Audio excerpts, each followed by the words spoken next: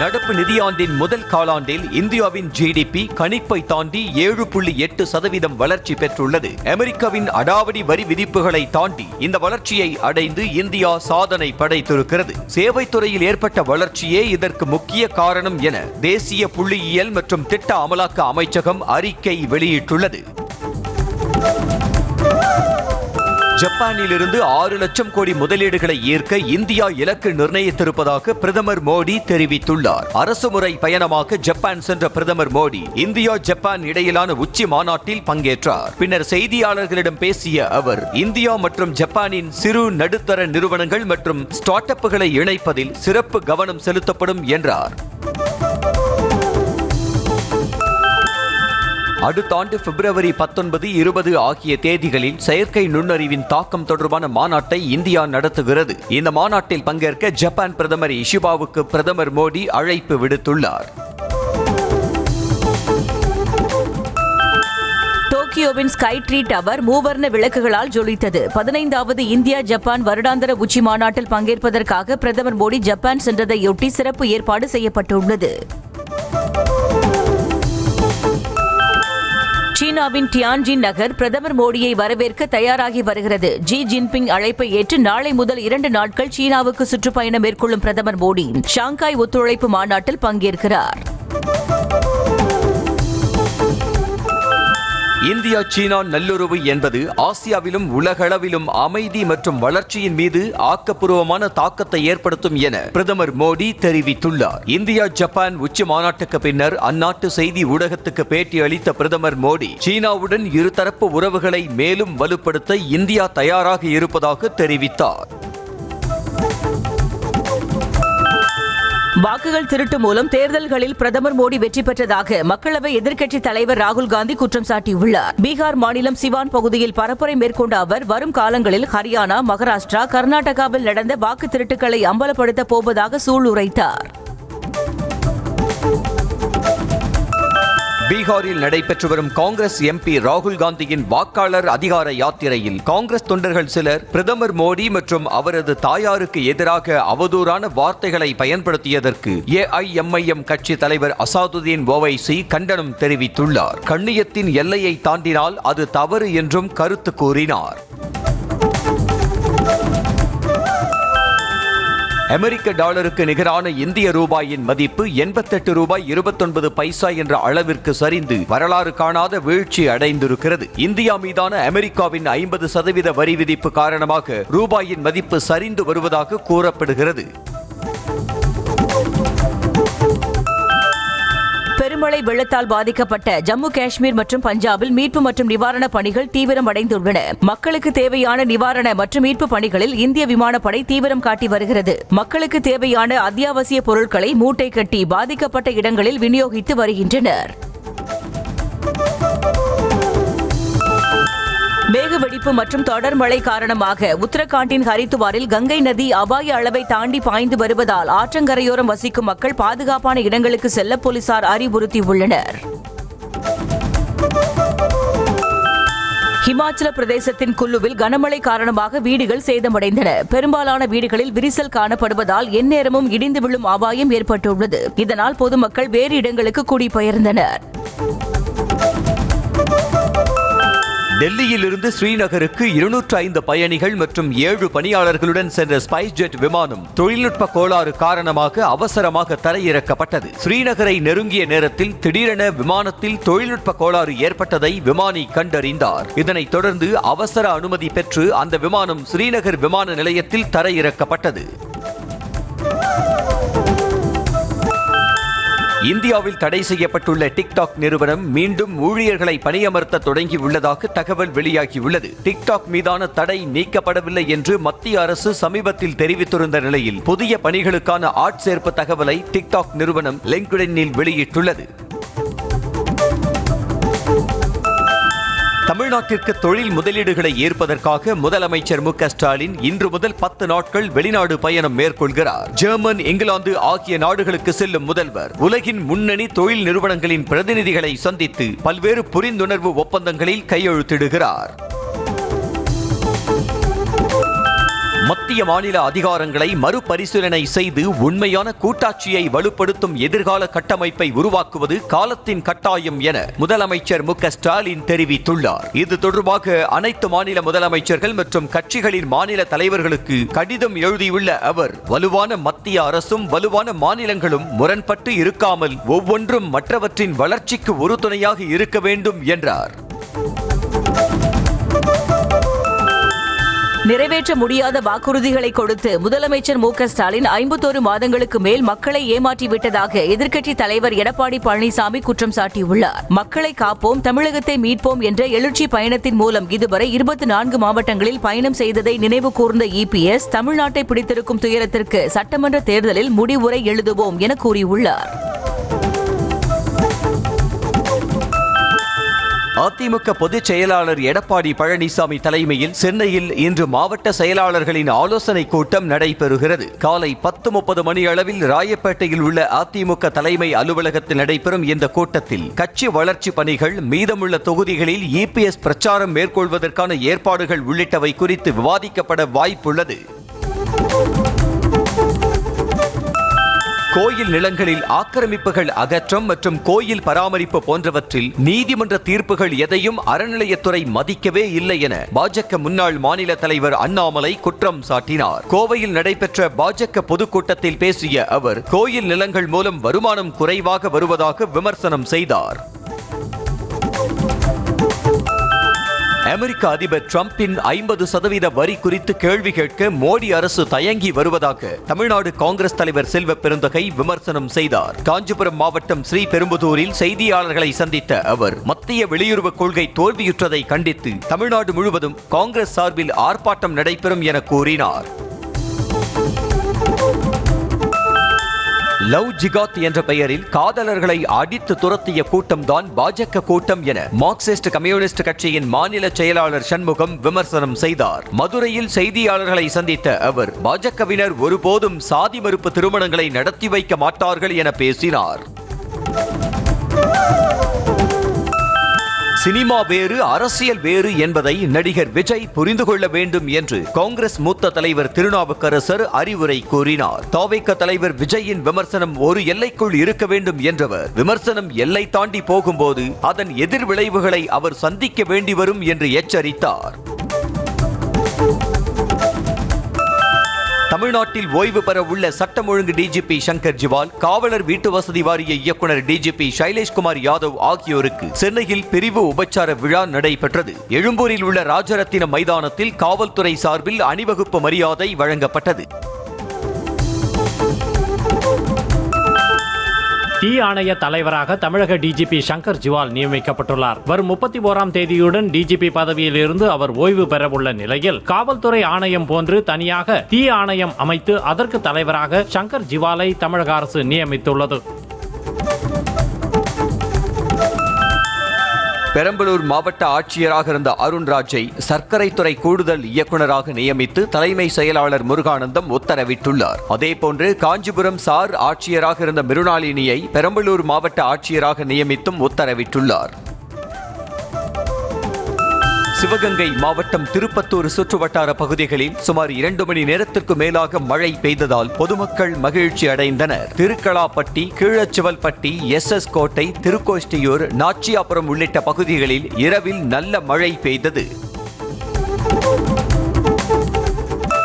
தஞ்சாவூர் மாவட்டம் கும்பகோணம் மாநகராட்சி மன்ற கூட்டத்தில் மின்சாரம் தடைப்பட்ட போது மேயர், துணை மேயர் உள்ளிட்டோர் தங்களது செல்போன் டார்ச் வெளிச்சத்தில் கூட்டத்தை நடத்தியதால் சலசலப்பு ஏற்பட்டது. கூட்டம் தொடங்கிய உடனேயே மின்சாரம் தடைப்பட்டது. ஜெனரேட்டரும் பழுதடைந்ததால் உடனே மின்சாரம் வழங்க முடியவில்லை என தெரிகிறது.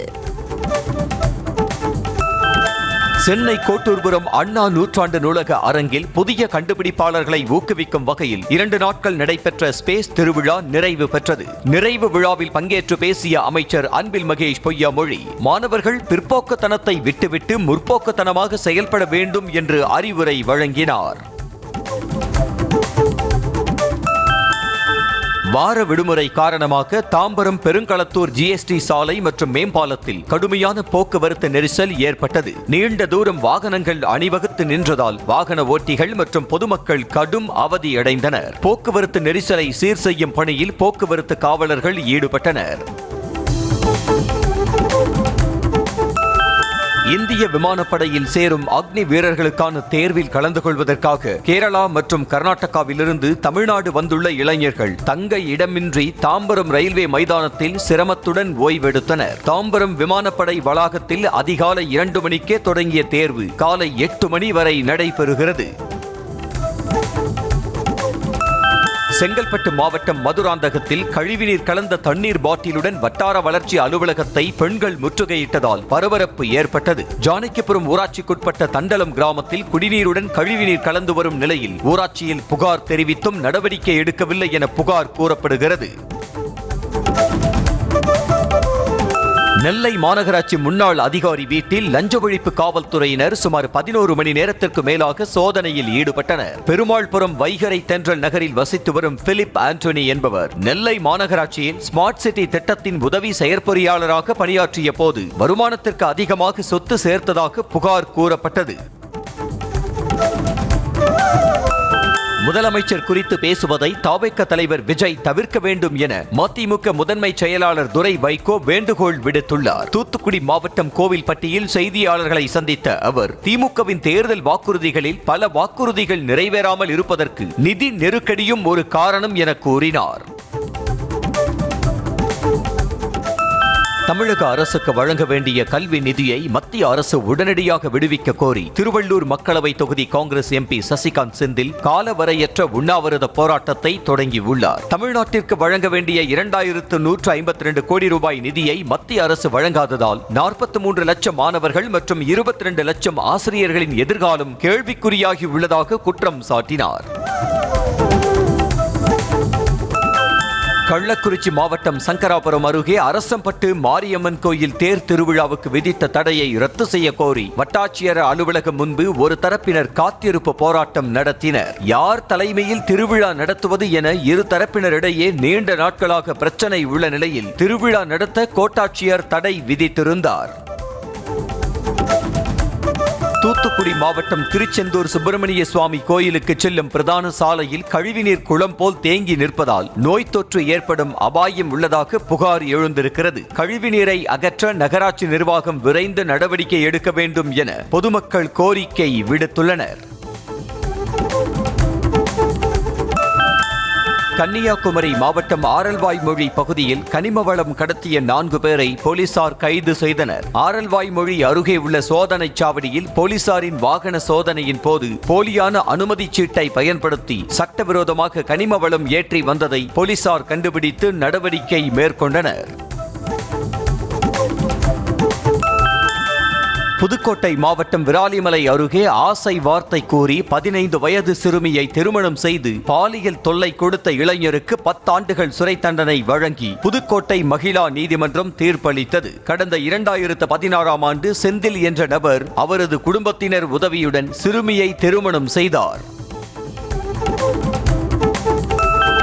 திருப்பத்தூர் மாவட்டம் ஆம்பூர் அருகே நடைபெற்ற உங்களுடன் ஸ்டாலின் முகாமில் தெருவிளக்கு அமைத்து தர கோரி மனு அளிக்க சென்ற முன்னாள் ராணுவ வீரரை திமுக பிரமுகர் மற்றும் அவரது ஆதரவாளர் மிரட்டியதால் சலசலப்பு ஏற்பட்டது. 2023ஆம் ஆண்டு முதல் மனு அளித்தும் கோரிக்கை நிறைவேறவில்லை என முன்னாள் ராணுவ வீரர் சரவணன் வேதனை தெரிவித்தார்.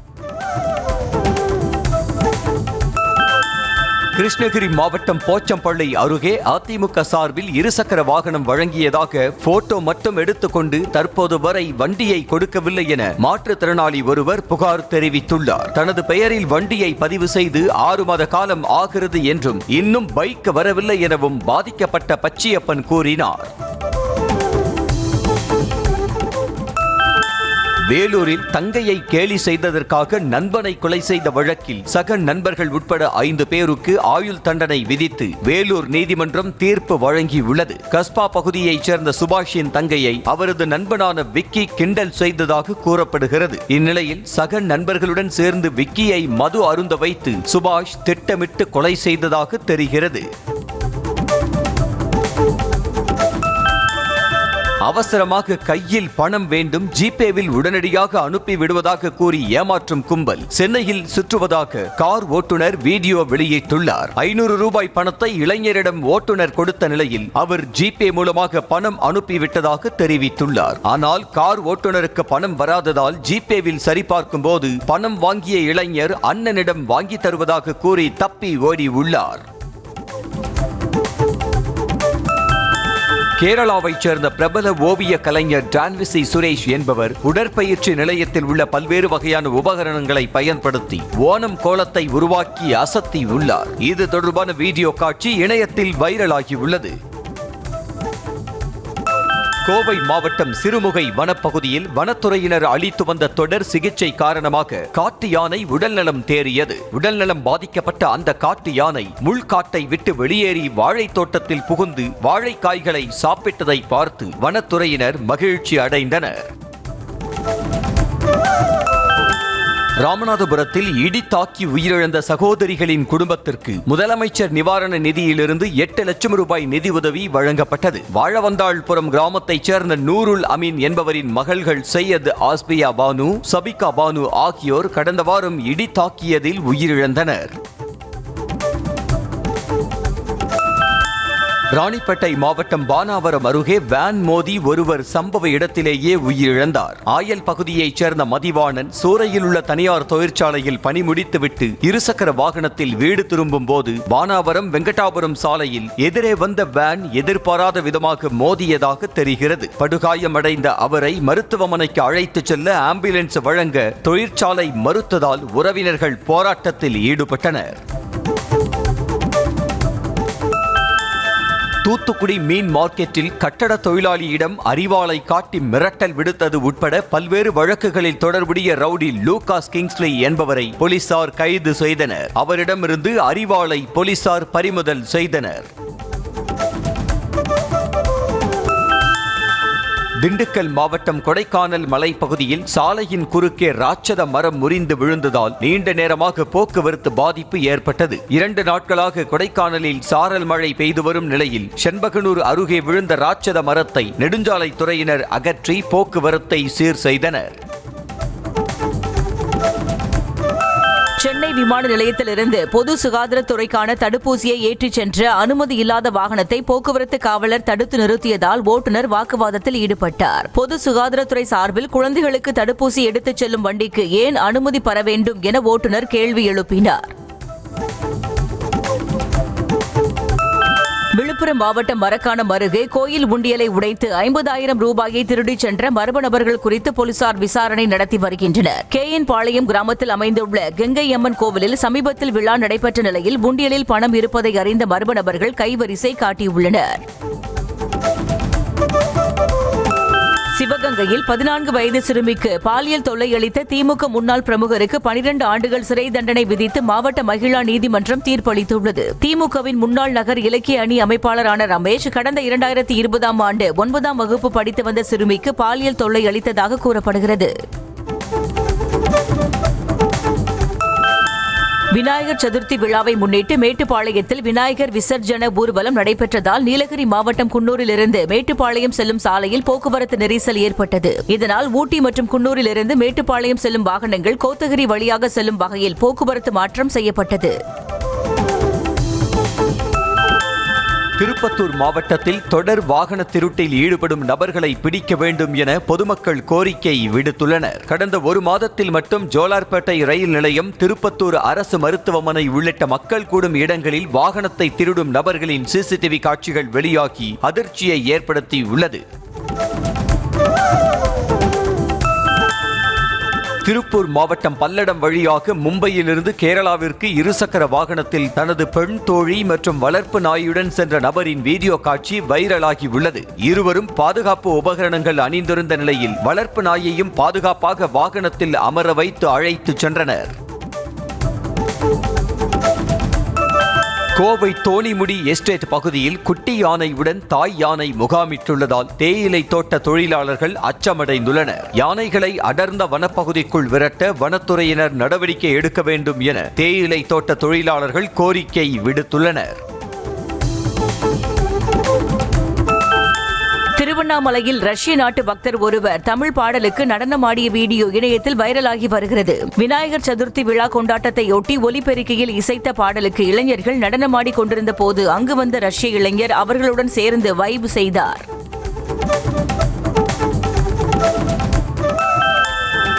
கேரள மாநிலம் கண்ணூர் மாவட்டத்தில் கணவன் மனைவி உடல் கருகிய நிலையில் வீட்டில் மீட்கப்பட்ட சம்பவம் பரபரப்பை ஏற்படுத்தியுள்ளது. சடலங்களின் அருகே சுத்தியல் கிடந்ததால் மனைவியை சுத்தியலால் அடித்து கொலை செய்துவிட்டு கணவன் தீக்குளித்து தற்கொலை செய்து கொண்டாரா என்ற கோணத்தில் போலீசார் விசாரணை நடத்தி வருகின்றனர். ரஷ்ய அதிபர் புட்டின் டிசம்பர் மாதம் இந்தியாவிற்கு வரவிருப்பதாக கூறப்பட்டிருந்த நிலையில் சீனாவில் பிரதமர் மோடியுடனான சந்திப்பின் போது இந்தியா வருகை குறித்து புட்டின் விவாதிப்பார் என கிரெம்ளின் மாளிகை தெரிவித்துள்ளது. சீனாவின் தியான்ஜினில் நடைபெறும் ஷாங்காய் ஒத்துழைப்பு அமைப்பு உச்சி மாநாட்டின் போது ரஷ்ய அதிபர் புட்டின் திங்கட்கிழமை பிரதமர் நரேந்திர மோடியை சந்திக்க உள்ளார். டிரம்பின் உடல்நிலை குறித்து நாளுக்கு நாள் புது தகவல்கள் பரவி வரும் நிலையில் ஒருவேளை ஏதாவது அசம்பாவிதம் நடந்தால் அதிபராக பதவியேற்க தயாராக இருப்பதாக துணை அதிபர் JD வான்ஸ் தெரிவித்துள்ளார். அதே சமயம் அதிபர் டிரம்ப் நல்ல உடல் ஆரோக்கியத்துடன் உள்ளதாகவும் அவர் தனது 4 ஆண்டு பதவி காலத்தை முழுமையாக நிறைவு செய்வார் என்றும் தெரிவித்தார். சினிமாவில் தொடர்ந்து 50 ஆண்டுகளை நிறைவு செய்த நடிகர் ரஜினிக்கு நடிகர் சங்கம் சார்பில் விரைவில் பாராட்டு விழா நடத்தப்படும் என்று தென்னிந்திய நடிகர் சங்க பொதுச் செயலாளர் விஷால் தெரிவித்துள்ளார். நடிகர் சங்க கட்டட வேலைகள் நிறைவு பெற்ற பிறகு பாராட்டு விழா நடத்த ஏற்பாடுகள் செய்யப்படும் என்று தெரிவித்துள்ளார்.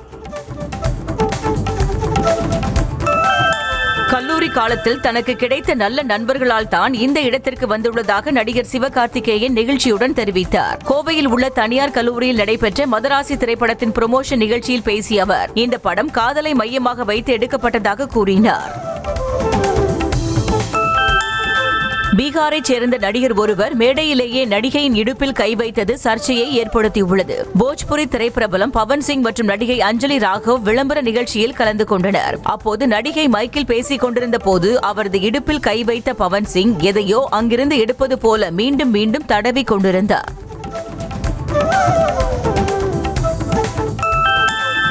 திருமணத்திற்கு பிறகு தொடர்ந்து காதல் படங்களில் நடிப்பேன் என்றும் ஆனால் முத்த காட்சிகளில் நடிக்க மாட்டேன் எனவும் நடிகர் விஷால் கூறினார். சென்னையில் தனது பிறந்தநாள் கொண்டாட்டத்தில் பேசிய விஷால் இன்னும் 2 மாதத்திற்குள் நடிகர் சங்க கட்டிடம் திறக்கப்படும் என கூறினார்.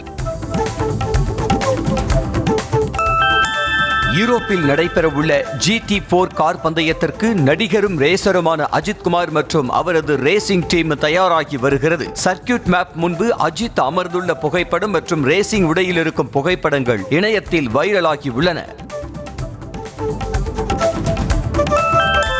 முத்தரப்பு கிரிக்கெட் தொடரில் ஆப்கானிஸ்தான் அணிக்கு எதிரான ஆட்டத்தில் பாகிஸ்தான் அணி 39 ரன்கள் வித்தியாசத்தில் வெற்றி பெற்றது. துபாயில் நடைபெற்ற போட்டியில் முதலில் பேட்டிங் செய்த பாகிஸ்தான் அணி 7 விக்கெட்டுகளை இழந்து 182 ரன்களை குவித்தது. தொடர்ந்து விளையாடிய ஆப்கானிஸ்தான் அணி 19.5 ஓவர்களில் அனைத்து விக்கெட்டுகளையும் இழந்து 143 ரன்கள் மட்டுமே எடுத்து தோல்வியடைந்தது. ஆசிய துப்பாக்கிச் சுடுதல் சாம்பியன்ஷிப் தொடரின் சீனியர் பிரிவில் 31 பதக்கங்களுடன் இந்தியா 2வது இடம் பிடித்திருக்கிறது. கசகஸ்தானில் நடைபெற்று வரும் போட்டியில் இந்தியா 14 தங்கம், 8 சில்வர், 9 வெண்கலம் என 31 பதக்கங்களுடன் 2வது இடத்தையும், சீனா 15 தங்கம், 12 வெள்ளி, 3 வெண்கலம் என 30 பதக்கங்களுடன் முதலிடத்தையும் பிடித்திருக்கிறது. ப்ரோ கபடி லீக் தொடரில் நேற்று நடைபெற்ற முதல் போட்டியில் தெலுங்கு டைட்டன்ஸ் அணியை வீழ்த்தி தமிழ் தலைவாஸ் அணி வெற்றி பெற்றது. ஆந்திர மாநிலம் விசாகப்பட்டினத்தில் நடைபெற்ற போட்டியில் தொடக்க முதலே சிறப்பான ஆட்டத்தை வெளிப்படுத்திய தமிழ் தலைவாஸ் அணி 38க்கு 35 என்ற புள்ளி கணக்கில் வெற்றி பெற்றது. ப்ரோ கபடி லீக் தொடரில் நேற்று நடைபெற்ற 2வது போட்டி டிராவில் முடிந்தது. ஆந்திர மாநிலம் விசாகப்பட்டினத்தில் நடைபெற்ற போட்டியில் பெங்களூரு புல்ஸ் மற்றும் புனேரி பல்டான்ஸ் அணிகள் மோதின. இந்த ஆட்டத்தில் இரு அணிகளும் சிறப்பான ஆட்டத்தை வெளிப்படுத்திய நிலையில் 32க்கு 32 என்ற புள்ளி கணக்கில் ஆட்டம் டிரா ஆனது. இந்திய கிரிக்கெட் வாரியத்தின் தலைவராக இருந்த ரோஜர் பின்னி தனது பதவியில் இருந்து விலகியதால் துணைத் தலைவராக இருந்த ராஜீவ் சுக்லா இடைக்கால தலைவராக பொறுப்பேற்றார். அடுத்த ஆண்டு தேர்தல் நடைபெறும் வரை ராஜீவ் சுக்லா தலைவர் பொறுப்பில் நீடிப்பார் என அறிவிக்கப்பட்டுள்ளது. வேளாங்கண்ணி புனித ஆரோக்கிய அன்னை தேவாலயத்தின் ஆண்டு பெருவிழா கொடியேற்றத்துடன் கோலாகலமாக தொடங்கியது. தஞ்சை மறைமாவட்ட ஆயர் சகாய்ராஜ் கொடியினை புனிதம் செய்து கொடி பவனியை தொடங்கி வைத்தார். ஊர்வலமாக எடுத்து வரப்பட்ட கொடி பேராலய முகப்பில் உள்ள கொடி கம்பத்தில் ஏற்றப்பட்டது. அதில் ஏராளமான பக்தர்கள் பங்கேற்று மரியே வாழ்க என முழக்கமிட்டு பிரார்த்தனை செய்தனர். தூத்துக்குடி ஸ்டேட் பேங்க் காலனியில் உள்ள அன்னை வேளாங்கண்ணி ஆலயத்தின் புதிய கட்டடம் அர்ச்சிப்பு மற்றும் ஆண்டு பெருவிழா தொடங்கியது. மறை மாவட்ட ஆயர் ஸ்டீபன் தலைமையில் நடைபெற்ற கொடியேற்ற நிகழ்ச்சி மற்றும் சிறப்பு திருப்பலியில் ஏராளமான கிறிஸ்தவர்கள் கலந்து கொண்டு பிரார்த்தனையில் ஈடுபட்டனர். மதுரை மாவட்டம் வாடிப்பட்டி ஆரோக்கிய அன்னை திருத்தலத்தின் திருவிழா கொடியேற்றத்துடன் தொடங்கியது. முதல் நாளில் கொடியேற்றத்தை தொடர்ந்து சிறப்பு திருப்பலியும் நடைபெற்றது. விழாவில் மதுரை, திண்டுக்கல், தேனி, விருதுநகர், கன்னியாகுமரி, ராமநாதபுரம் ஆகிய மாவட்டங்களைச் சேர்ந்த ஏராளமான பக்தர்கள் கலந்து கொண்டனர். கள்ளக்குறிச்சி மாவட்டம் உளுந்தூர்பேட்டை அருகே பாதூர் பூரணி பொற்கலை சமேத ஐயனார் கோயில் ஆவணி மாத ஊரணி திருவிழா நடைபெற்றது. மலர்களால் அலங்கரிக்கப்பட்ட பூரணி, பொற்கலை மற்றும் ஐயனார் சுவாமிகள் முத்து பல்லக்கில் ஊர்வலமாக சென்று ஏரிக்கரை திடலை அடைந்தன. அங்கு திரண்டிருந்த இளைஞர்கள் உற்சவ மூர்த்திகளையும் பொறவி குதிரையையும் சுமந்து பாரி அடித்தனர். சென்னை காசிமேடு ஸ்ரீ செல்வ விநாயகர் ஆலயத்தில் விநாயகர் சதுர்த்தியை முன்னிட்டு 2ஆம் நாள் உற்சவர் ஊர்வலம் கொண்டாட்டமாக நடைபெற்றது. வண்ண பொடிகள் தூவியும் வான வேடிக்கை நிகழ்த்தியும் விநாயக பக்தர்கள் ஆட்டம் பாட்டம் கொண்டாட்டத்துடன் விநாயகர் சிலைகளை ஊர்வலமாக கொண்டு வந்தனர். ராமநாதபுரம் மாவட்டம் முதுகுளத்தூர் அருகே உளையூர் கிராமத்தில் உள்ள ஸ்ரீ மருதாறு உடையார் ஐயனார் கோயிலில் புரவியெடுப்பு விழா நடைபெற்றது. இதனை முன்னிட்டு குதிரை, ஐயனார், காளை மாடு உள்ளிட்ட சிலைகளுக்கு சிறப்பு பூசை செய்த பக்தர்கள் மேளதாளங்கள் முழங்க வான வேடிக்கையுடன் ஐயனார் கோயிலுக்கு ஊர்வலமாக எடுத்துச் சென்றனர். புதுக்கோட்டை மாவட்டம் விராலிமலை அருகே ஐயனார் கோவிலில் குதிரை எடுப்பு விழா நள்ளிரவில் தொடங்கி அதிகாலை வரை வெகு விமர்சையாக நடைபெற்றது. விழாவில் திரளான பக்தர்கள் கலந்து கொண்டு மண் குதிரைகளை தோள் மீது சுமந்து ஊர்வலமாக சென்று கோவிலில் வைத்து நேர்த்திக் கடன் செலுத்தினர். ஈரோடு மாவட்டம் சத்தியமங்கலம் பவானி ஆற்றில் கரைப்பதற்காக இந்து முன்னணியின் விநாயகர் சிலைகளை எடுத்துச் சென்ற வாகனங்களை போலீசார் தடுத்து நிறுத்தியதால் பரபரப்பு நிலவியது. பொதுமக்களுக்கு இடையூறு ஏற்படுத்தும் வகையில் அதிக ஒலி எழுப்பும் ஸ்பீக்கர் மற்றும் அதிக ஒளி கொண்ட லைட்டுகளை வாகனங்களில் பயன்படுத்தக்கூடாது என கூறி காவல்துறையினர் தடுத்து நிறுத்தினர். மத நல்லிணக்கத்தை பேணும் விதமாக கடலூர் மாவட்டம் பன்ருட்டியில் விநாயகர் சிலைகள் ஊர்வலத்திற்கு முஸ்லிம்கள் மற்றும் கிறிஸ்தவர்கள் சிறப்பான வரவேற்பு அளித்தனர். தேவனாம்பட்டினம் கடற்கரையில் விநாயகர் சிலைகளை கரைக்க சென்ற இந்துக்களுக்கு சால்வை அணிவித்து வரவேற்ற முஸ்லிம்கள் மற்றும் கிறிஸ்தவர்கள் இனிப்புகள் மற்றும் வாட்டர் பாட்டில்கள் கொடுத்து வழி அனுப்பி வைத்தனர். கன்னியாகுமரி மாவட்டம் சாமித்தோப்பு ஐயா வைகுண்ட சுவாமி தலைமைப்பதியில் 8ஆம் நாள் திருவிழாவில் ஐயா வெள்ளை குதிரை வாகனத்தில் எழுந்தருளி 4 ரத வீதிகளை சுற்றி வலம் வந்து களி வேட்டையாடும் நிகழ்ச்சி நடைபெற்றது. விழாவில் பல்வேறு மாவட்டங்களைச் சேர்ந்த ஐயா பக்தர்கள் தலைப்பாகை அணிந்து கலந்து கொண்டனர்.